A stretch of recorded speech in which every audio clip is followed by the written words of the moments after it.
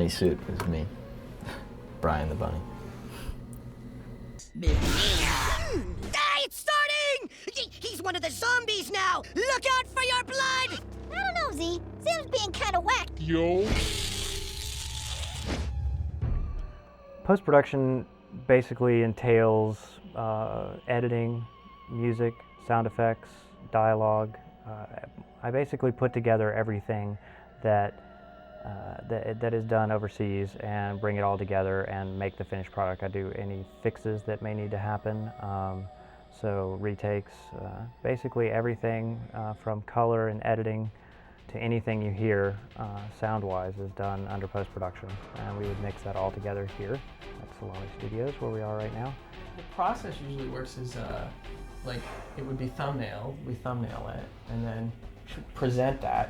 There'd be some changes, and then you go to like finish. Yeah, we pitch our thumbnails to Jhonen and Steve, and then what they approved or they changed, then we clean it up. I was originally hired as a storyboard artist. I wasn't the art director until about a year later. I was doing storyboards. He was bringing me a lot of revisions, a lot of the stuff that was getting kicked back from Korea. And I made a joke one day that it would just be easier if they sent me to Korea to fix it. And a few days later, they sent me there for 3 weeks to train the overseas crew. When I got back, not long after we started up the second season, and they thought it'd be a good idea to take some of the responsibilities that Jhonen had. He just was pulled in so many different directions. So they took a lot of his art director responsibilities and gave them to me and gave me that position. Jay Bondi, who was the color director, gave me a call when they were doing the pilot and asked me to come over and do an interview, and I met with Jhonen, and we hit it off. So I started right after the pilot and worked on all 27 episodes.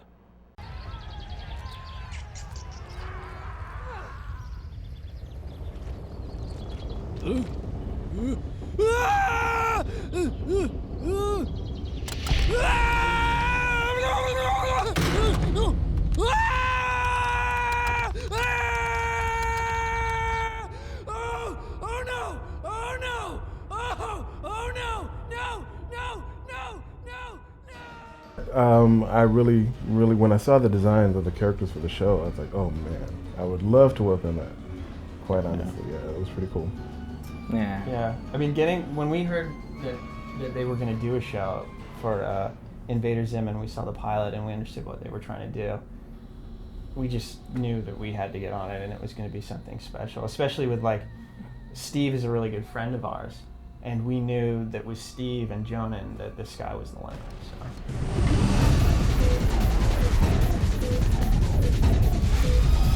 Zim was so fun because unlike the sitcom shows I had worked on, where in 22 minutes you'd be lucky if you could squeeze one of your own visual jokes in. The writers were like ruled the show with an iron fist, and anything that they didn't write you weren't really allowed to put in. Whereas on Zim, you pretty much were just locked in a room for a month and expected to turn out about 350 to 500 pages of storyboards. And so also we worked with the writers in the same area, so you could walk over to the writer and talk to them, get clarification, say that you had an idea of a different way to do the scene than maybe what was written, and there was a lot more flexibility and a lot more respect between the writers and the artists. The show was probably the most difficult show I've ever worked on at the time. Even though I'd worked on primetime shows, the level of quality to everything that Jhonen and the whole crew wanted and expected was much higher. And with the amount of money and the time that we had and we were given, we were able to make an amazing product, but it was very, very hard to do. It was creative minds and business minds sort of wrestling all at the same time. But I think that the final product was always pretty amazing. So. Yeah, we finally conquered it, and then the show ran its course. So. Yeah, I think we got good at drawing it in the last couple shows. Adapting to Jhonen's style was like, at first it was really tough because in animation there really isn't anything like it. and it was really unusual. And the way he even acted or wanted the characters to act was different because he hadn't worked in animation. Yeah, you and Brian were probably the best at him right Brian away. did real well. But yeah, it took us a while to get good at it. Well, what's interesting is that Jhonen really likes, and you'll hear it on the commentary, he really likes to make big moments out of small moments. And that's what you really ended up spending a lot of time doing. It's just like, you know, it'll just be someone picking up a phone, but you'll do these insane shots that are almost uncalled for that moment to just kind of heighten it and bring something interesting to it. And it was a lot of fun. It was really a lot of fun to do that kind of stuff. You usually don't get to. Usually the writing in terms of like the way people speak and the dialogue, people want to focus more on that, like, and they don't really want to focus on the filmmaking or how you do tell the story. So it was fun. Yeah, anime was definitely a big influence on the compositions, a lot of the crazy angles, and a lot of the speedline stuff. I mean, it was pretty hard to pull off on an American TV system, but that's one of the reasons they made me art director, was to help get someone to focus on that stuff. And so that's why I think the episodes like Gas Taste Report, I feel like it actually helped on some of those episodes. They have a more unified look. They look good, I think. Every Monday, Jhonen would bring donuts in. You never knew what they were filled with, so it got a little crazy at times, but I enjoyed it. I mean, you know, it was a mystery. Some of them were like spring-loaded with metal parts, but most of it was, you know, just yummy jelly goodness. But that's probably my favorite part of working on the show was the donuts and the cheese. I like cheese and pound cake. He didn't like pound cake, and that was one of the things we tussled over every once in a while. But you know, I had to have my way about some things, and the pound cake stayed. I know it'll cheer you up. Parent-teacher night was the first one I did. That was really fun. The robo parents go crazy. Planet Jackers was really fun. I did with Kyle Minke. Anytime I got to work with Chris Graham, he's my favorite storyboard artist I've ever worked with. We did Saucer Morons that Eric Trueheart wrote, and those shows are really fun. And I think maybe even the Christmas episode was really one of my favorite ones.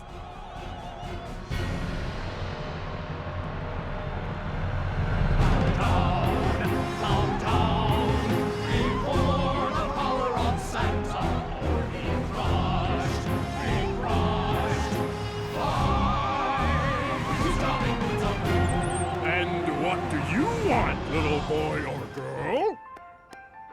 I want me a pair of flies.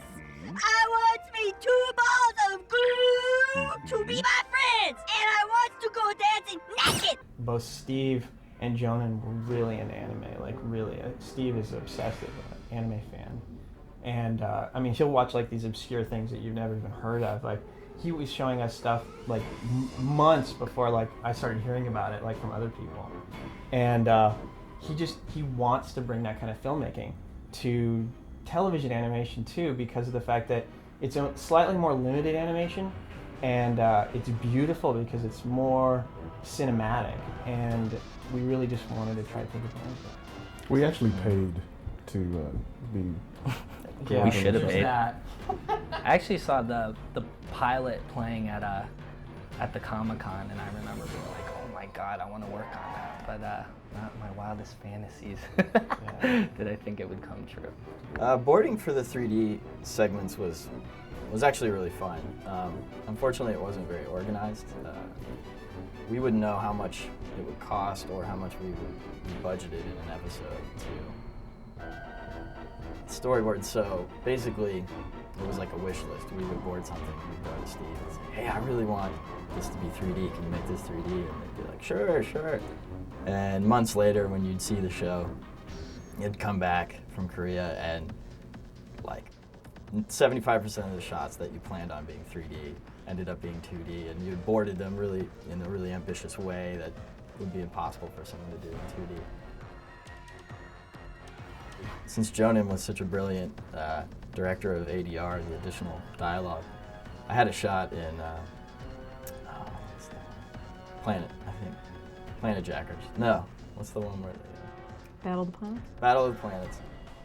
I had a shot where it was this, like, 180 pan of the Vought cruiser flying by. It was supposed to be 3D and it was in space and it was going to be really cool. But it came back and it was this like rickety, awkward, cheap 2D animation.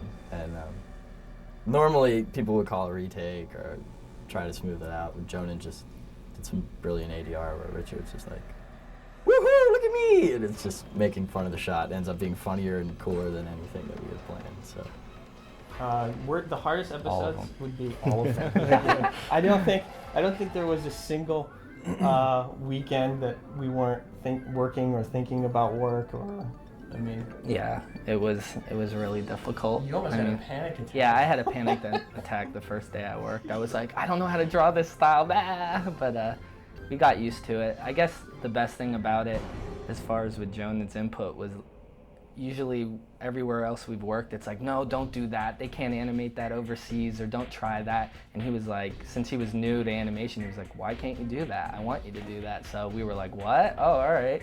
Which I think reflected in the show, because it's like artists running crazy, basically. Yeah. Creativeness, so. Well, yeah, and the brilliance there is that it's risk-taking, and from risk-taking you get some amazing stuff. I mean, you make mistakes. There's failures and there were successes, like every show or any movie, so. Yeah. An episode takes about a year, actually, from script to actual delivery, but post-production we usually have about 6 weeks to complete everything. So once it's come back from Korea, it takes us about 3 weeks to get the picture the way we want it, and 2 weeks to do sound effects and music, and then a week to mix it and deliver it. So it's about 6 weeks worth of post-production for each show. On more than one occasion, I sat at my desk for, I think, about 36 hours straight, maybe catching a 45-minute nap. And it's really an amazing experience to see 2 work days pass by you and you only get through a few pages of storyboards, and the cleaning crews come by and they notice that you're wearing the same clothing, and you only eat a few times, and yeah. I'm not really unhappy with the way anything turned out. I like the way all of the shows were. There's some shows I like more than others, but there's literally not a bad show in my opinion. With enough time and money, we could do anything better. But I think for what we had and what it was, I think it's a perfect show. I'm a huge fan of the show. I think it's an amazing product, and I wish that they would make 100 more of them. I understand why they don't, but I do. I wish they could make them forever, because it was an amazing process. This is just something that I wanted to say, because on any commentary that you ever see in animation, generally the commentary is all like, everything's wonderful and animation is great. And I'm not saying animation is not great. But what I want to say is that for every person in my entire life that has come to me and go, oh, you draw for a living, that's so wonderful. Please stop doing that. It's hard work. Okay, that's all. Yeah. You get that so often. Oh, you're so lucky you get to draw for a living. It's maddening. You're like, well, actually, I'm drawing for a living at 3 in the morning on Sunday night, and everyone's angry at me. Zim was the most creative and inspiring show I've worked on. Yeah, we were lucky. That's our one good show we ever got to work on. The end. Okay.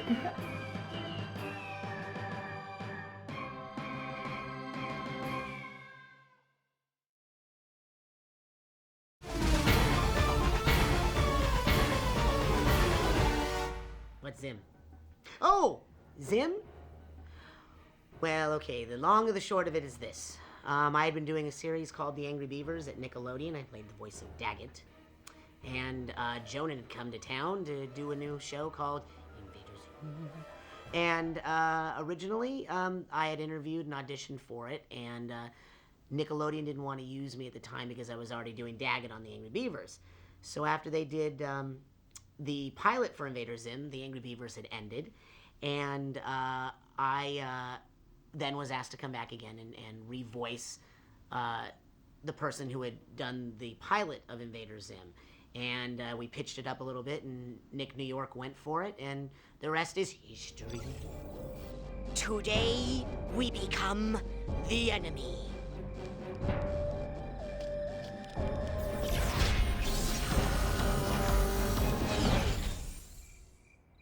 Ingenious!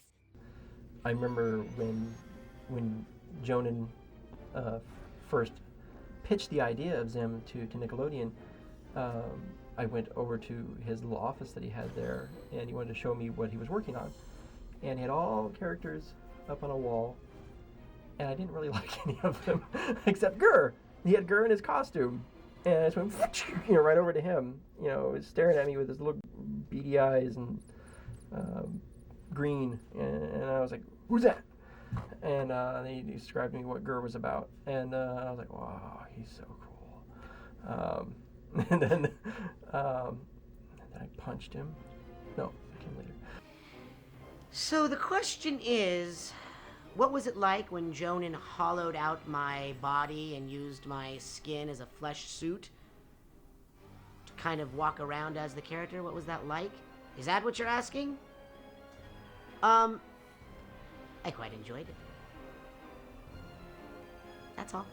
Jhonen provided such a great atmosphere for us to create and just be crazy.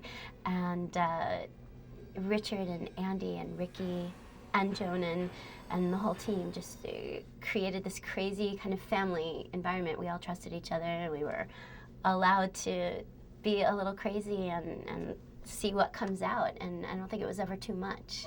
Just like, I guess whenever you start filming, a little while into it, I'll just come in and be like, "Isn't this great? Isn't this great, everybody? This is great!" Well, this is the thing, Jhonen, he won't want to hear this at all, but Jhonen is a genius, basically. And so, anyone in his eyes is like a lowly peon.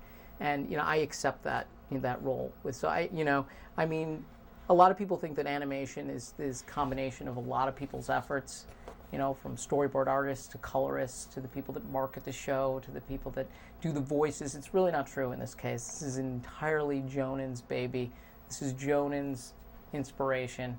And so whatever Jhonen wants to say about me, did you really say that about me? Jhonen hanging me by the skull with cables. Nickelodeon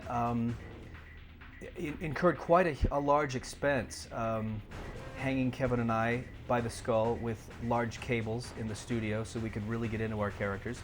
And that only lasted for a few weeks, and then Nickelodeon said, no, we don't want to pay for that anymore because, it was getting really, really expensive to be floating us above the floor. Ah, you seem to have grown since last you stood before us, soldier. I don't think he had feet. I think he just sort of floated to the front. I went, "What? Jhonen?" Not like that. But, and then from there, he started calling me, and I tried changing my phone number, and he just kept calling. How did I come to work on Zim? Through an audition process, and my agent and casting director Donna Grillo, who is a friend of mine, and said, you have to try and get on the show because it's whacked, and you're whacked, and you'd be a perfect mix. I believe the legend has it that I was originally cast as Purple, Almighty Tallest Purple. And then they found out that Kevin McDonald from Kids in the Hall was available and thought that he'd be a better Purple and I'd be a better Red, so they did the switcheroo. Oh, no, that's just sad. Could you get any shorter? You will be assigned a Blorch, home of the slaughtering rat people. Thank you. People who find me at conventions, or actually had people recognize me for some reason at a restaurant once and pounced on me. It was kind of creepy. But they were nice people. I can only think that sometimes they must be disappointed because I don't sound like her in real life. Wait, if you destroyed Div in the past, then he won't ever be your enemy. Then you won't have to send a robot back to destroy him, and then he will be your enemy, so then you will have to send a robot back! I sound more like Bloaty the pig, who I did the voice for too. Not when I'm doing this, but when I'm doing. Hey! You eat the pizza! Jhonen would have a very specific idea of how Gur should sound. He would say, "Do it like this," and I would go, "Okay, do it like this." And sometimes, though, I would take it farther than that, especially if it was like in an episode called Door to Door. There's a scene where Gurr was supposed to say, Why is his head so big? I think that was the line, and I did it 4 different times in whatever way I wanted. Why is his head so big?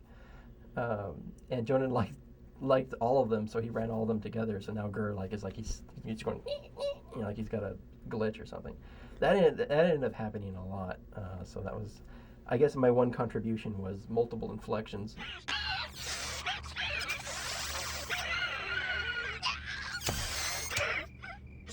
Did I find doing the voice of Zim hard on my voice?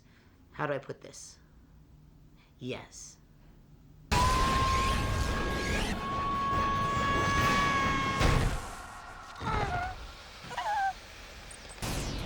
What are you hiding, Dogman? Tell me! Tell me! PB, turn back now! Do not invoke the wrath of the Urkin Elite! I would sometimes have to recoup for a day or day and a half beyond that. And originally we were supposed to do sometimes like 2 episodes a session, and it was just impossible because I'd be like this because in general it's like it was more than just actual screaming. If you notice, Zim screams a lot just when he's talking. It's like, Grr! It's never like, Grr. Evaluation. Pathetic! Pathetic Earth vehicle! I am Zim! You! Obey the fist! Those were 2 of my favorites.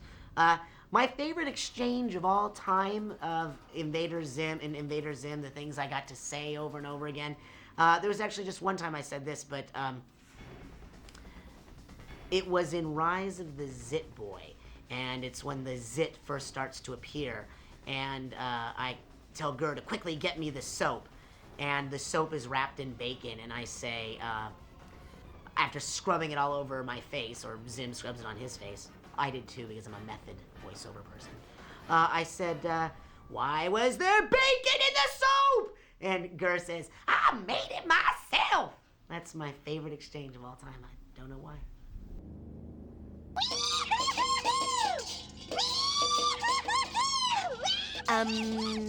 Is it supposed to be stupid? It's not stupid. It's advanced. I said, well, I just want to kind of put him more up here, basically. Hello, wow, welcome, brave Urkin soldiers.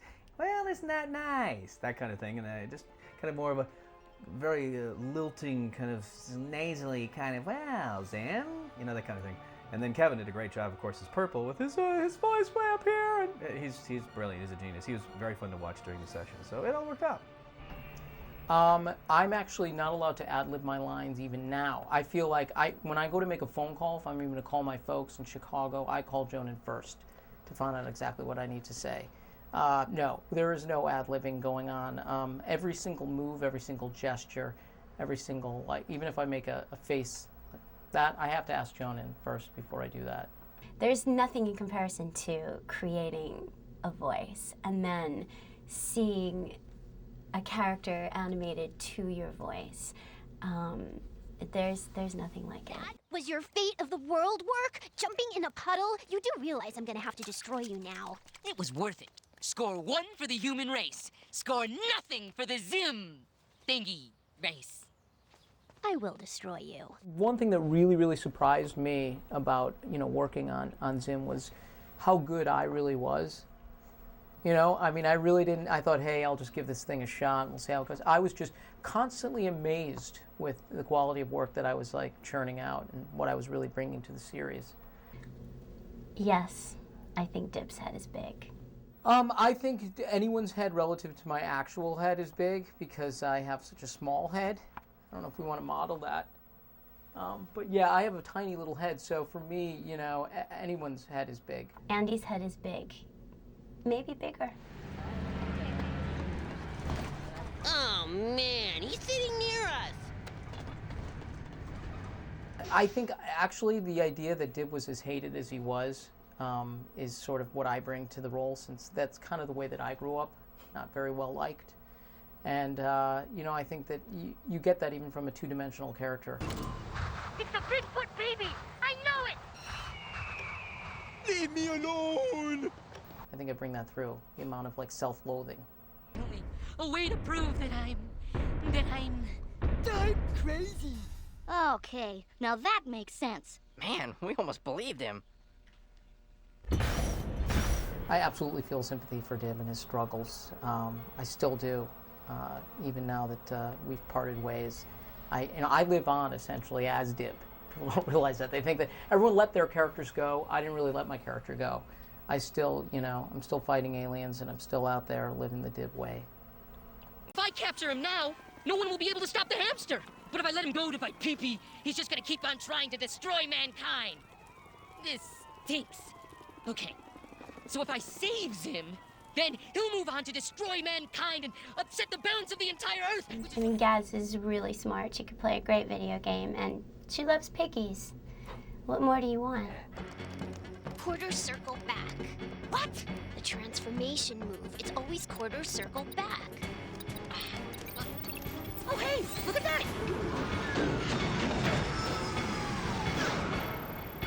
When you die, can I play? Since I've pretty much worn out my other piggy, a new one would be nice. I won't be as rough with this one.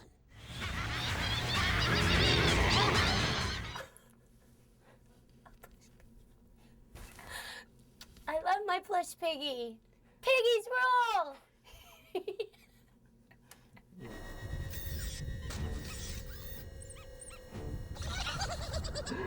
Oh, there.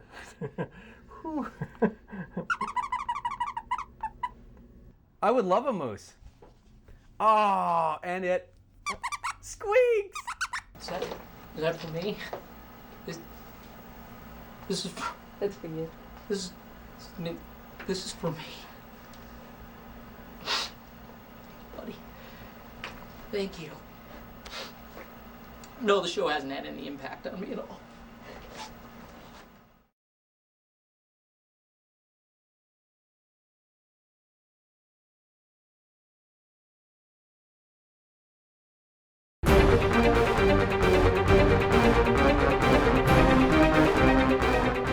I got involved writing for animation when I lost a bet.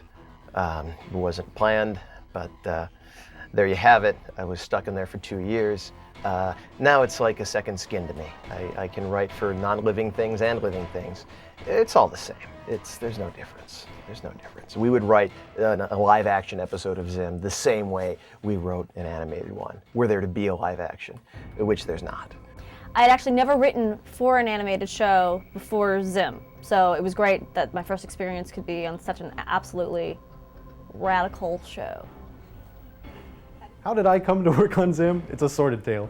I've been friends with Jhonen for about 9 years, so they asked him to do this little thing, and he just sort of brought me on board. It was the right thing to do for him. I actually got to write for Zim quite by accident. I was pitching something else to Mary Harrington, and she said, we can't find anyone who's capable of writing for this show, and it's because Jhonen is insane. But she said, why don't you come and pitch some ideas? And I came into Jonen's office, and there were pictures of pigs on the wall, and the first thing I pitched was Bad Bad Rubber Piggy. That was the idea pitch that Jhonen liked, and after that they brought me on, and after 18 weeks they said they'd actually pay me, and I wouldn't just have to steal bagels to survive, so it was pretty good. There must be some way of stopping him, some point in history where he's still vulnerable to the piggy!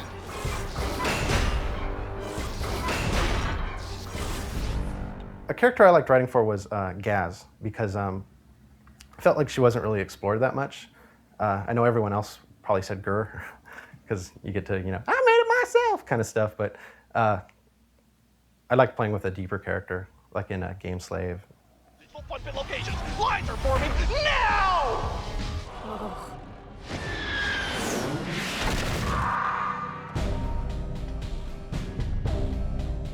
You mean what Zim character do I most identify with? None. None. No. None. No. Actually, I don't think I identify. I think it's the easiest actually to. I think it was easiest to identify with Dib just because, he's the guy who's actually understands. He's the only person who sees how crazy everything is. I don't have control of my arms. I'm letting you you live this time, Dib. But only because I'm still getting through this last level. But Gaz! So even though he may be the most annoying to listen to, because America hates Dib, but it was easier to identify with Dib in a lot of situations. But I like Gur. He's happy and dancing. I gotta go, pig. I'll see you later. I gotta go, pig. I'll see you later. Dib is a great character because he is the hero, but it's such a tragic situation because no one really believes him. Quit it!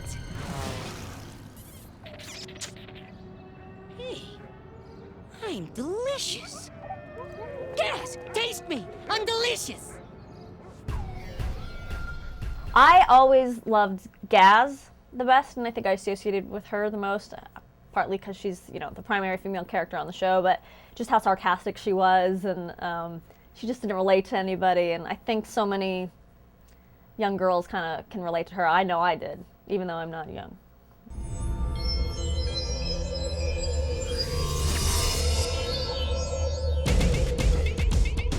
In all honesty, the characters did evolve over time. I think Zim became a lot more Canadian. Now, behold the Doom Cannon! I can't. It's invisible. But you can see me? That's what I said. Dib actually got more rational as the show went on. If you look at the early episodes, he's just screaming like a maniac, and by the time you get to like Mega Doomer, he's still screaming like a maniac, but Dib seems to be able to, he realizes, he has these moments of why bother, which he didn't have early on. Well, at least I have something recorded on disc. It wasn't a total loss.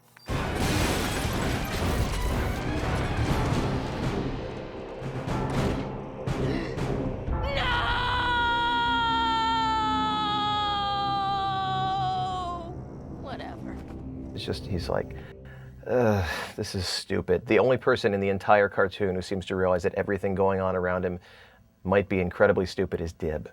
I think Zim is not stupid. I think he's just ill-equipped to handle his duties. Baby!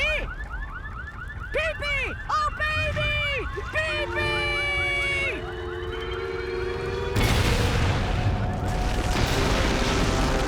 I don't think he's a dumb guy. Well, sometimes he's dumb. But he means well, if well can be interpreted as destroying all humanity and Earth as we know it. Another win for the Urkin army. Clean, lemony, fresh victory is mine.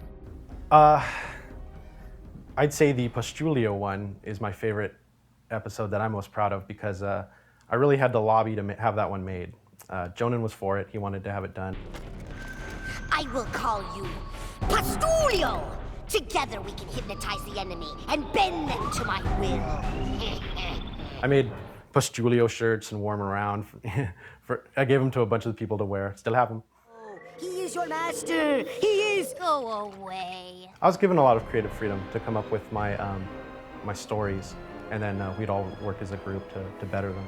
When you realize you have license to write incredibly insane dialogue, you just want to write incredibly insane dialogue. But Invader's blood marches through my veins like giant radioactive rubber pants. The pants command me. Do not ignore my veins. We were allowed to have a lot of creative freedom on the show. We would write our premise, and we would write an outline, then we would write the script. All of that time was incredibly creative. We could do whatever we wanted. As far as influencing my writing, I always tried to live in a bubble, so to speak, so that I don't have influences. But, I guess everyone's a victim of being influenced by something. I mean, you can't deny it, but I can't honestly say what's ever influenced my writing. Evacuate the city! No hurry though, just whenever. I liked Walk for Your Lives. I liked that. I thought that turned out really well. I liked writing that with the big slow explosion, although they had a real tough time explaining that to everyone. And, I liked Mortos, their Soul Stealer. Everyone seems to hate Mortos, their Soul Stealer, but I like it, and so that's too bad.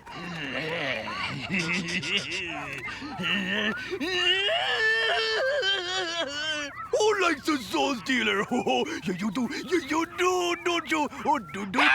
I like Chickenfoot a lot. Chickenfoot is one of my favorites. Writing for Dib actually was a lot of fun when you just had the just Dib stories, because you could, you know, he's when he's a little bit sane, I think he plays better, and so Chickenfoot was really good, especially because just Chickenfoot himself is the nutcase in that one. And we originally wanted to have Ricardo Montalban be the voice of Chickenfoot, but he was not available. There was no Montalban available. So I mean, you know, you write stuff and you hope it turns out good, and like, you know, some stuff turns out better than other things, and you know. Okay, what's the secret of Chickenfoot? Ask the dirty chicken.